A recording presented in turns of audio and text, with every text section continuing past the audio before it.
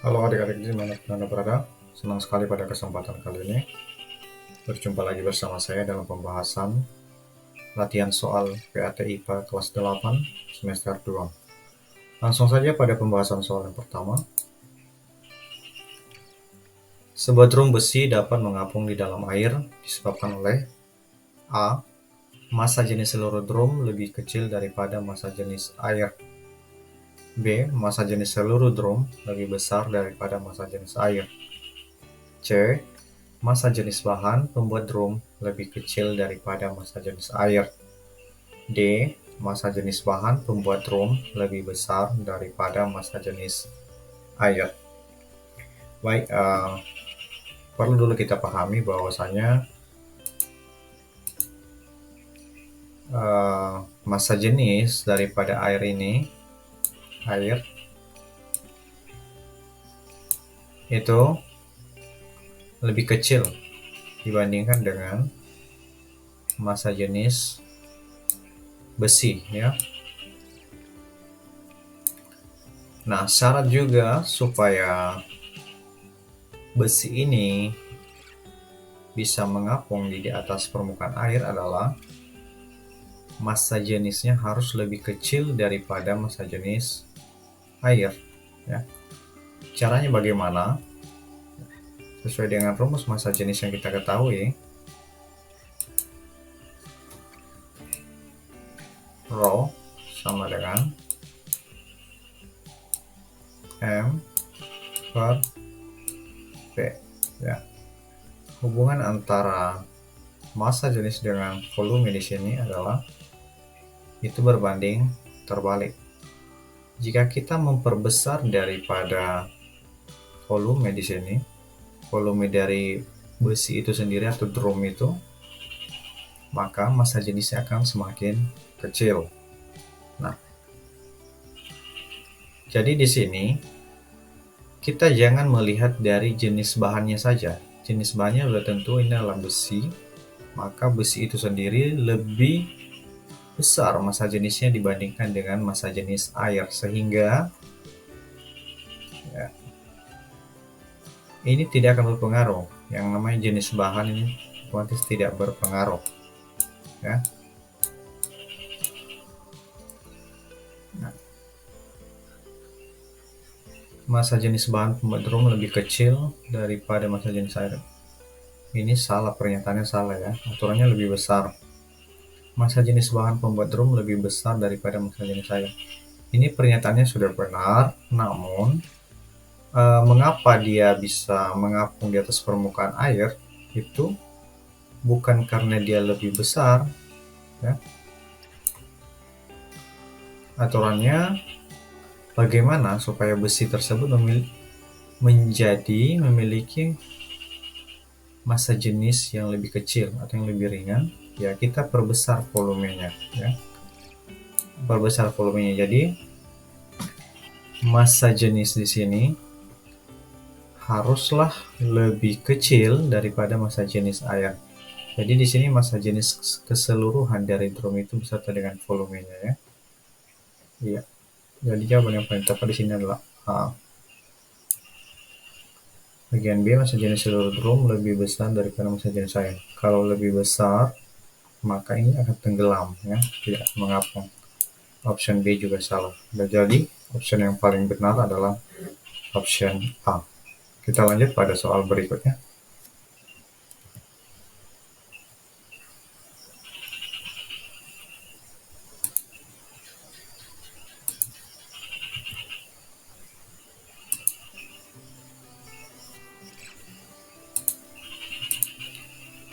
Empat ekor ikan berada di dalam kolam air seperti gambar berikut. Perhatikan gambarnya. Urutan besar tekanan yang dialami keempat ikan dari tekanan besar ke tekanan kecil. Yang terbesar ke tekanan terkecil. Jadi perlu dulu diingat bahwasanya tekanan hidrostatis, ya. Tekanan hidrostatis itu rumusnya adalah Rho G H. Rho adalah massa jenis zat cair, G adalah percepatan gravitasi bumi, dan H adalah kedalaman ya. Kedalaman diukur dari permukaan air. Ya, ini dia. Ini adalah H. Nah, apa hubungannya antara tekanan dengan H di sini? Ini berbanding lurus. Artinya, jika H-nya makin besar, maka tekanan hidrostatis semakin besar pula, ya.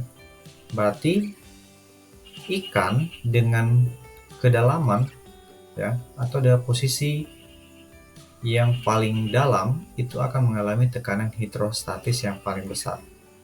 Jadi ikan yang paling mengalami tekanan paling besar itu dari nomor 4, ya. Nomor 4, kemudian 3, 2, baru yang paling kecil dia adalah ikan nomor 1. Jadi option A salah, option B juga salah, ya. Option C nya 4, 2 salah. Option D ini ikan 4, ikan 3, ikan 2, ikan 1. Kita lanjut pada soal berikutnya.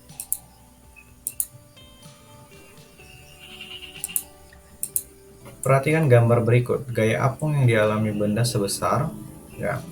Ini ada sebuah benda. Jadi pada saat diukur di udara, besarnya atau beratnya adalah 85 Newton.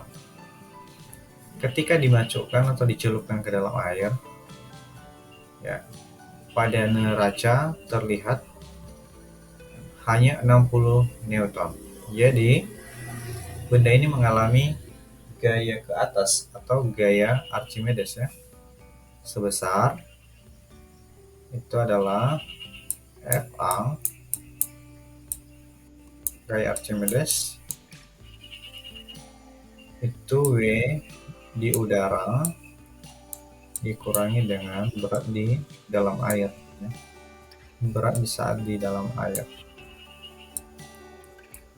85 dikurangi 60 sama dengan 20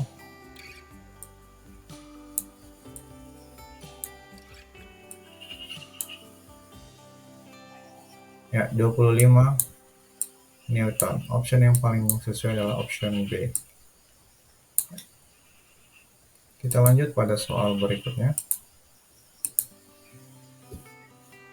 Soal nomor 4. Pasangan alat dan prinsip kerjanya yang sesuai adalah, ya, ini adalah balon udara. Ini adalah menerapkan prinsip gaya angkat atau gaya Archimedes, ya. Ini Archimedes.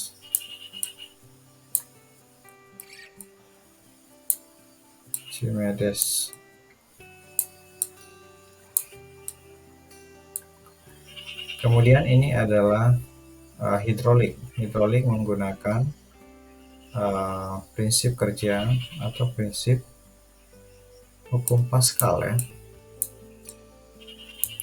Pascal.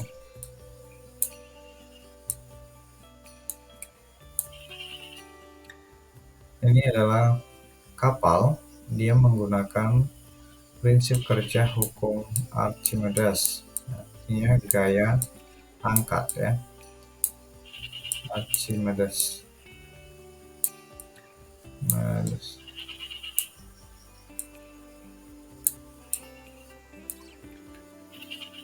Kalau ini adalah alat yang menggunakan prinsip kerja dari hukum Boyle. Jadi option yang paling sesuai adalah D, ya, hukum Boyle. Kita lanjut pada soal berikutnya. Soal nomor 5. Berapakah tekanan hidrostatis yang diterima benda yang berada di dalam air sedalam 350 cm jika massa jenis air 1 kg per meter kubik dan besar gravitasi 10 Newton per kilogram. Ya, tekanan hidrostatis rumus tadi adalah TPH, tekanan hidrostatis sama dengan rho G H. Ya. Rho-nya adalah 1,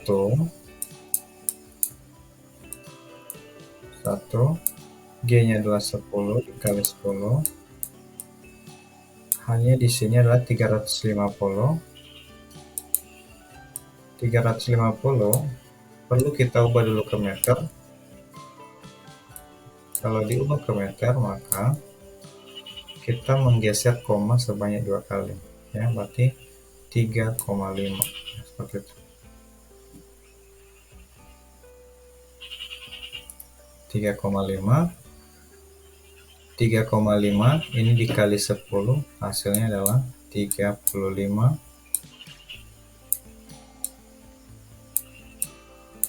Newton per meter pangkat 2.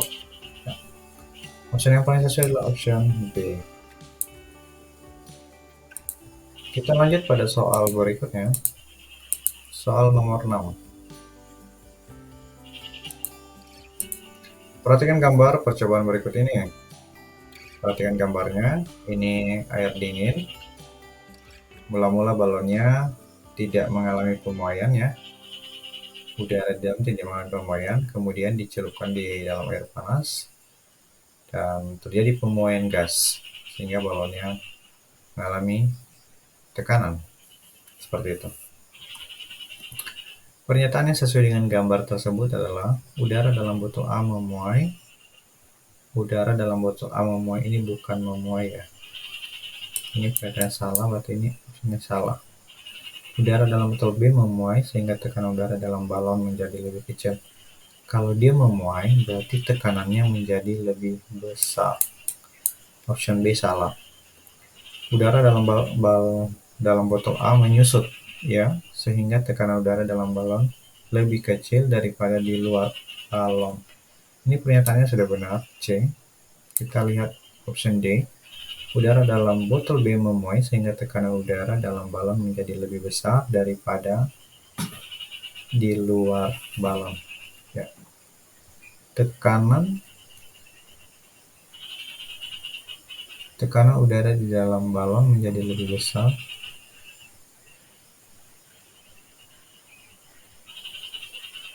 ya, ada sedikit keliruan sini. Udara dalam botol B memuai sehingga tekanan udara dalam balon menjadi lebih besar, ini sudah benar, daripada di luar balon.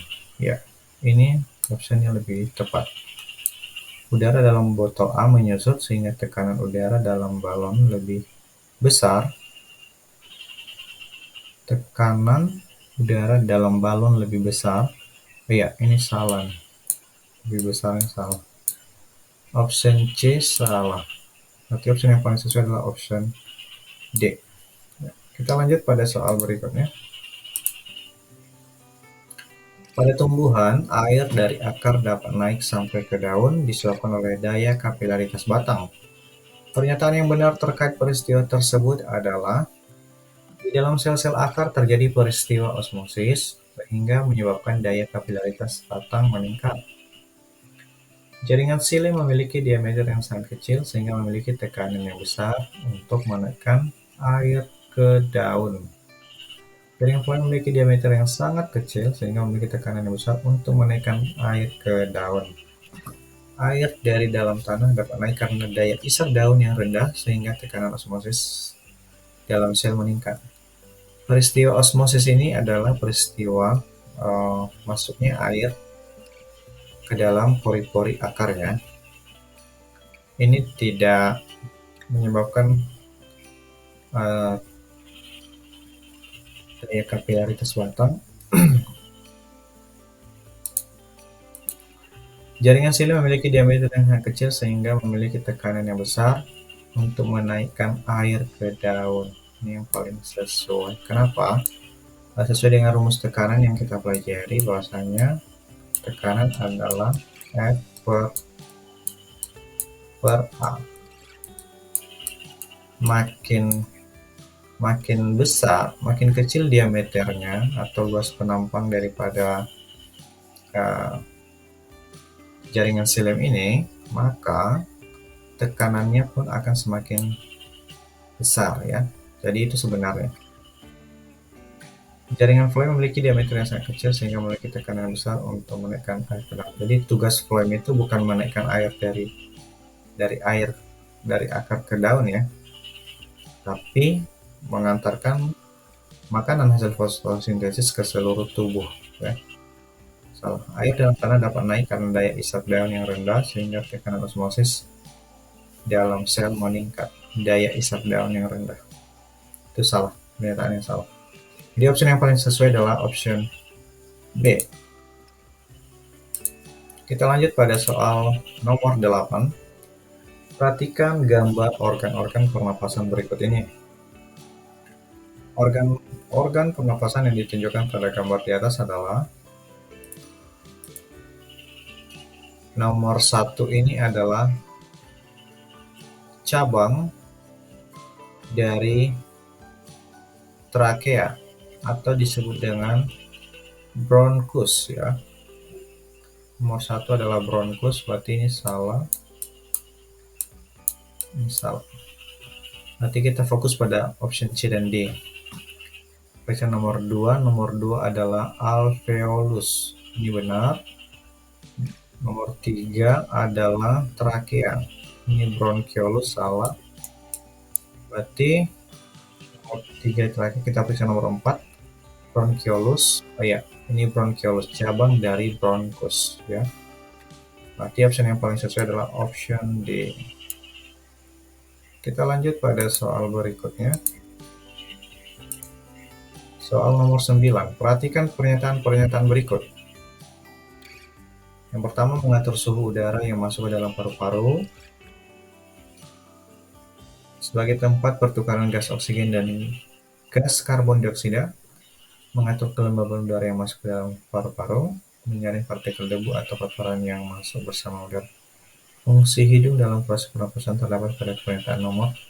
Ya, kita perhatikan nomor 1, mengatur suhu udara yang masuk ke dalam paru-paru. Ya, ini benar, fungsi dari hidung sebagai tempat pertukaran oksigen dan karbon dioksida. Ini salah, karena pertukaran gas oksigen dan gas karbon dioksida berlangsung di alveolus ya.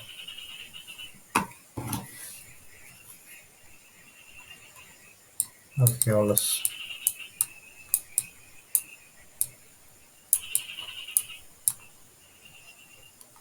Ya, mengatur kelembaban udara yang masuk ke dalam paru-paru ini juga benar.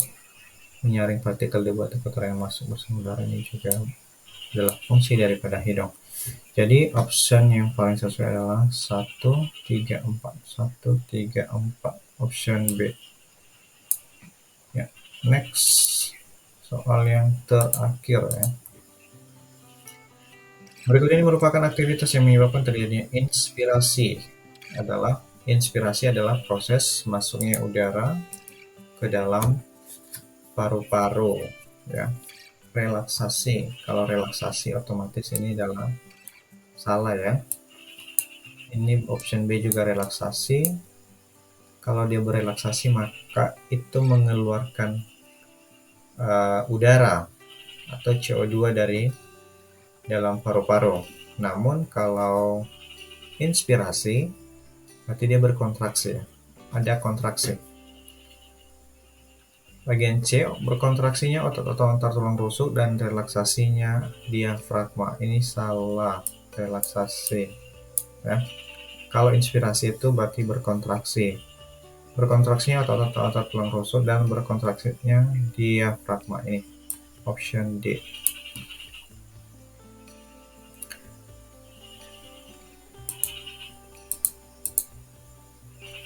Terima kasih pada video kali ini. Sampai jumpa pada video-video saya selanjutnya. Sampai jumpa.